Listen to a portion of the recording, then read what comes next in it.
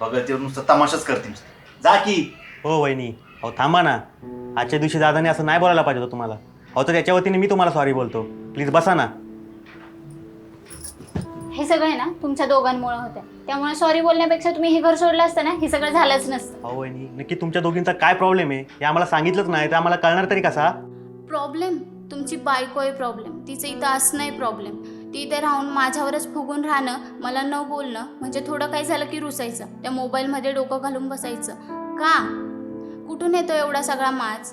माझ्याच घरात राहून माझ्याच नवऱ्याच्या जीवावर जगून हिने मला टाळायचं आणि ते मी सहन करायचं जमणार नाही आणि मला हे चालणार पण नाही. काय ग तन्वी, तू प्रियासोबत अशी का वागती? हा, लय शाणी समजतेस का स्वतःला? अहो दादा, ताईंना कमी बोललं तरी प्रॉब्लेम आहे, जास्त बोललं तरी प्रॉब्लेम आहे. मला तर कळतच नाही यांच्या डोक्यात काय चालू असतं. कधी कसं वागतील ना कळतच नाही मला, नेमच नाही लागत. म्हणून तर स्वतःच्याच बर्थडे दिवशी तमाशा करतात. तुम्ही दोघं पनवती नाही ह्या घरात, त्यामुळे तमाशा होत आहे. गप्पे, ऐकते तर जास्त बोलू नकोस. ऐकते तर काय उपकार करते का? ए मंद बायांनो, अरे जरा शांत बसा की. लहान आहेत का आता भांडायला?